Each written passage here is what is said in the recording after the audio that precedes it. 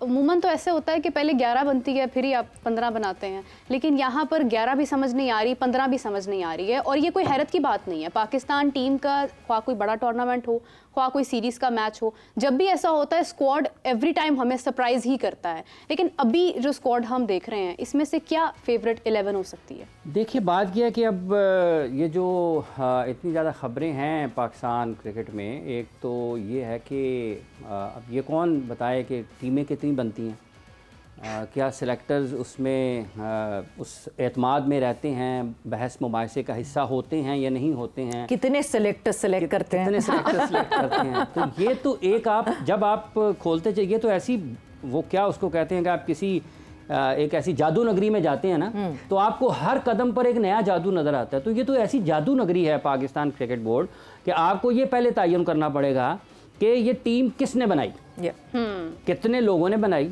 ठीक है, और कौन कौन उसके ऊपर इत्तफाक करता था, कौन उसके ऊपर इत्तफाक नहीं करता था, कौन सी ऐसी टीम है जो कि हतमी मंजूरी के लिए आला तरीन शख्सियत के पास जाती है, और क्या वो कितनी टीमों की मंजूरी देते हैं।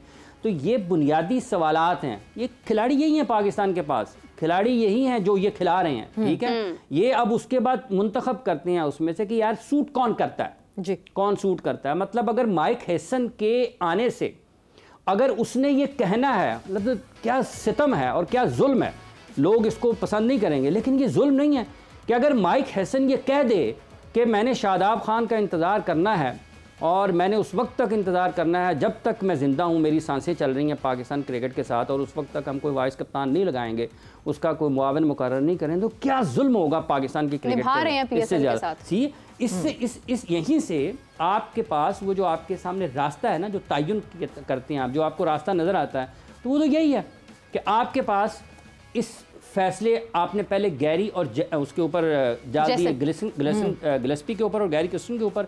अब आपने पूरे के पूरे जो पूरे की पूरी बस है वो उसका ड्राइवर बना दिया माइक हैसन को। जो माइक हैसन कहेंगे वो होगा। अगर मैं तो यही दुआ करता हूँ कि माइक हैसन को पाकिस्तान क्रिकेट बोर्ड के वो लोग जो कभी कभार हम जाते हैं तो मिल जाते हैं, गुजरते गुजरते वो कहते हैं यार 25 साल हो गए हाफिज़ साहब, हमारी तनख्वाह आज इतनी है, ये मेंटोर्स को देखे हमने 25 साल में उतना नहीं कमाया, इनको एक महीने में उतनी तनख्वाह मिल जाती है, एक साल में उतनी तनख्वाह इन्होंने ले ली है। नहीं अभी सबसे बड़ा एक आपने जब ये छेड़ ही दिया है मामला, तो स्कोरर्स, बहुत सारे स्कोरर्स हैं जिनको एक साल से सैलरी नहीं दी गई। मैं शायद साहब आपको इस कॉन्वर्जेशन में एडअप करना चाहूंगी, और सवेरा ये भी शायद साहब से ले ले साथ में, एक तो वो लोग आप एक तरफ 50-50 लाख देते हैं, मवाजना नहीं है कि क्योंकि उनकी बड़ी खिदमत है पाकिस्तान के लिए, लेकिन जो लोग ये तपती दोपहर में, ठीक है, सख्त सर्दी में गर्मी में आपके लिए काम कर रहे होते हैं, उनका भी हक है, दर्जा बदर्जा मदारिज में उनका भी बढ़ना चाहिए। और पिछले साल आपने तनख्वाह बाकी तो सबकी बड़ा इजाफे किए हैं, पैसे खुले दिल से दिए हैं ना, उन लोगों को भी दे दें यार जो जिनके पास जो वसाइल में कम है, वो भी क्रिकेट बोर्ड का हिस्सा है एग्जैक्टली। और ये क्या नहीं किया, पॉइंट ये कि वो एम्प्लॉय हैं और एम्प्लॉयर को सैलरी देनी चाहिए। शाहिद साहब आपका मैं प्लीज इनपुट लेना चाहूंगी इस पर। देखिए जुलाई 2024 में 15 स्कोरर्स को सेंट्रल कॉन्ट्रैक्ट दिया, बड़ा अच्छा स्टेप था जी। और ये 15 स्कोरर्स की बात नहीं है, 15 घरों की बात है जो घर चलते हैं। उनको आपने वादा किया कि जुलाई 2024 से हर महीने आपको रिटेनरशिप मिलेगी, आपसे कॉन्ट्रैक्ट है हमारा। तो 15 स्कोरर्स ने एक आस लगा ली थी, उनके ख़ानदान ने एक आस लगा ली थी कि एक माहाना आमदनी होगी। वो जुलाई 2024 से अब जुलाई 2025 भी गुजर गया, तो वो होना चाहिए। उसको फाइल को रेड रिबन लगाकर नहीं बंद करके कहीं दराजों में फेंक देना चाहिए, बल्कि उसके ऊपर गौर करना चाहिए। और मोहसिन नकवी साहब तो मजदूरों के साथ उन्होंने लंच किया, मजदूरों को उन्होंने इनाम दिए जिन्होंने चैंपियंस ट्रॉफी में काम किया था। ड्राइवर्स हजरात से वो गले मिलते हैं, उनको तनख्वाहों में इजाफा करते हैं। तो स्कोरर्स भी हमारी कम्युनिटी का हिस्सा है, उनको ज़रूर देना चाहिए, और उनके जो ड्यूज भी देने चाहिए, और फिर आगे उनसे मजीद कॉन्ट्रैक्ट डेफिनेटली ड्यूज क्लियर करने चाहिए। And now coming back to the squad, क्योंकि मैं आपसे अभी तक इनपुट नहीं इसका जान सकी हूँ कि क्या ये जो स्क्वाड है, पहले T20 के स्क्वाड की बात कर लेते हैं, बिकॉज हम रोटेशन, अपकमिंग रोटेशन पॉलिसी की बात कर रहे हैं कि हसन अली को और शाहीन को बता दिया गया था कि आप नहीं होंगे बांग्लादेश की सीरीज में, मगर अब वेस्ट इंडीज की सीरीज में होंगे। ये सही है? पहले से प्लेयरों को बता दें तो ज़्यादा अच्छा है। अब क्या किसी सेलेक्टर ने सलमान मिर्जा को टेलीफोन कॉल की कि बच्चे तुमने बहुत अच्छी बॉलिंग की, 7 आउट किए 3 मैचों में, क्या जबरदस्त बॉलिंग कर रहे थे, लेकिन अभी हम तुम्हें थोड़ा सा रेस्ट देंगे, अभी वेस्ट इंडीज नहीं ले जा रहे, लेकिन तुम हमारी प्लानिंग का हिस्सा। उसके ऊपर क्या दिल के ऊपर गुजरी होगी कि मैं इतनी अच्छी मैंने कारकर्दगी दिखाई, उसके बावजूद मैं बाहर हो गया। उसको किसी ने कॉल की, मेरा नहीं ख्याल उसको किसी ने कॉल की होगी। और फिर आप वनडे स्क्वाड सेलेक्ट कर रहे हैं, एकदम से आपने T20 का एक प्लेयर उठा के, हसन नवाज, जो T20 की जिसकी आदत है, जिसकी मार धाड़ की आदत है, उसको एकदम से आपने, उसकी 50 ओवर्स की क्या क्रेडेंशियल्स हैं, कुछ भी नहीं है, उसका लिस्ट ए में क्या रिकॉर्ड है, थोड़ा बहुत है, लेकिन आप उसको ग्रूम करते, पहले उसको आप छोटे मोटे टूर्नामेंट्स में देखते, उसके बाद आप उसे वनडे टीम में आपने सऊद शकील को एकदम से वनडे वर्ल्ड कप के बाद से बिल्कुल बाहर कर दिया। वहां उसके 50 थे, वहां उसने अच्छा खेला था। और भी आपके ग्राफ्ट करने वाले कामरान गुलाम को आपने एकदम से बाहर कर दिया। उसने केप टाउन में कितनी अच्छी 50 की इनिंग्स खेली थी, आपने उसको बाहर कर दिया। वो बॉलिंग भी कर सकता है, आपने उसको ये कह के बाहर कर दिया कि इसकी फील्डिंग बुरी है। तो बाकी सारे कौन से जो रूट हैं, बेन स्टोक्स हैं कि वो एक ही हल्ले में रन आउट कर देते हैं और 212 कैच पकड़ के वर्ल्ड रिकॉर्ड बना देते हैं। बाकी हमारी फील्डिंग भी इतनी अच्छी नहीं है। तो एक तो जो इनकंसिस्टेंसी सिलेक्शन में करते हैं ना, वो बहुत ही बुरी है। और जहां तक वेस्ट इंडीज का आप ओडीआई की बात कर रहे हैं, मार्च 2027 कट ऑफ डेट होगी रैंकिंग की, जो डायरेक्ट क्वालिफिकेशन होगी 2027 वर्ल्ड कप की। तो वो तो अपनी रैंकिंग बेहतर करना चाहते हैं पाकिस्तान से खेलकर, इसीलिए उन्होंने T20 नहीं खेला। तो आपको हर फॉर्मेट साथ साथ लेके चलना पड़ता है। वर्ल्ड टेस्ट चैंपियनशिप भी है, वर्ल्ड कप 2027 में भी है। अभी 2027 26 आ जाएगा और 27 आ जाएगा, पता भी नहीं चलेगा आपको। और अगर आप कहीं खुदा न खास्ता रैंकिंग में पीछे हुए तो आपको क्वालिफाई करना पड़ेगा। अभी तो शुक्र है कि आपकी रैंकिंग बहुत अच्छी है। बिल्कुल सही हाफिज़ साहब, जिस तरह अभी सवेरा ने क्वेश्चन किया कि हम हमेशा से ऐसे ही करते हैं।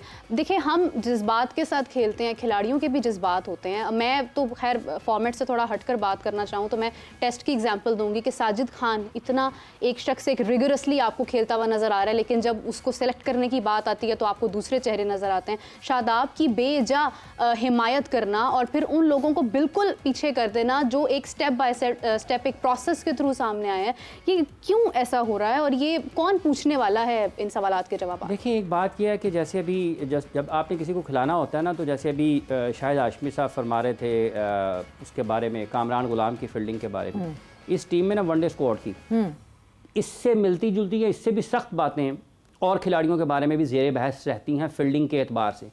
किसी से थ्रो नहीं होता, ठीक है, किसका थ्रोइंग आर्म बहुत कमज़ोर है, कोई बॉल को तरफ जाने की बजाय वो ये ख्वाहिश करता है फील्डिंग में कि बॉल उसकी तरफ अगर आ जाए खुद से ही आसानी से तो पकड़ ले, उसको बॉल की तरफ दौड़ना ना पड़े। तो इसमें कई चीज़ें और भी हैं, कंसिस्टेंसी का, और जो आपने जिक्र किया ये सऊद का जो जिक्र है वो मेरा ख्याल है अगले 50 ओवर्स के वर्ल्ड कप तक के लिए पाकिस्तान ने उसको महफूज कर लिया कि वो जब अगला 50 ओवर्स का कोई टूर्नामेंट आएगा ICC का, उसमें उसकी खिदमात दोबारा हासिल की जाएंगी, क्योंकि वो वर्ल्ड कप से वर्ल्ड कप ही आता है। 2023 के वर्ल्ड कप में आया, फिर 25 की चैंपियंस ट्रॉफी में आया, अब 27 के वर्ल्ड कप में आएगा। तो इसलिए सऊद को तो इंतज़ार करना पड़ेगा अगले 2027 के क्रिकेट वर्ल्ड कप का। तो ये बुनियादी तौर पर जो आपका सवाल है, पूछने वाला तो है ही कोई नहीं, कोई पूछने वाला नहीं है। यही तो एक मुसीबत है, यही तो परेशानी है सबसे बड़ी पाकिस्तान की। आप इस टीम के बारे में भी पूछ लेंगे ना, सेलेक्टर्स को भी पूछ लें चारों को, या उनसे, वो कहेगा उससे पूछ लें, उसको फ़ोन करेंगे वो कहेगा उससे पूछ लें। पाकिस्तान क्रिकेट बोर्ड में इस वक्त आप अभी फ़ोन कर लें किसी एक मीडिया के बारे में बात करने के लिए कि ये मसला है इसका बता दें, वो कहेगा फलां को पूछेंगे, उसका काम है। वो कहेगा नहीं नहीं नहीं नहीं, उसी से पूछें जिसको आपने पहले फ़ोन किया था। तो वहाँ पर पॉलिसी तो वहाँ चल रही है, वो असल में रोटेशन पॉलिसी वहाँ पे है, और वो सिर्फ घुमाने वाली है, रोटेट करते हैं भी, बंदा घुमाई जाएं घुमाई जाएं घुमाई जाएं, और बाद में फिर एतराज़ भी करते हैं। इसलिए इस जो वनडे स्क्वाड है पाकिस्तान का, इसमें बेहतरी की भी गुंजाइश मौजूद है, इसमें कंसिस्टेंसी भी होनी चाहिए। जिस तरह से कामरान गुलाम का हवाला दिया है, आपको खिलाड़ियों को मुंतखब करने और उनको बाहर करने का कोई पैमाना और मायार मुकर्रर होना चाहिए ना। हसन नवाज अभी स्टैब्लिश नहीं किए T20 क्रिकेट में, बिल्कुल उनके जितने मैच हैं उसके आधे ज़ीरो हैं, तो आप उसको किसी एक जगह पर तो टिकने दें ना, किसी एक जगह पर तो टिकने दें, ठीक है। वो 2 बॉल उनको खेलने के लिए मुसीबत आ जाती है। T20 फॉर्मेट में वो अपने आप को मुस्तहकम करें, अपनी जगह को पक्का करें, जो उनका किरदार है उसको अच्छे अंदाज में निभाते हुए फिर आप शिफ्ट करते हैं उनको, अगले उसमें लेकर जाते हैं।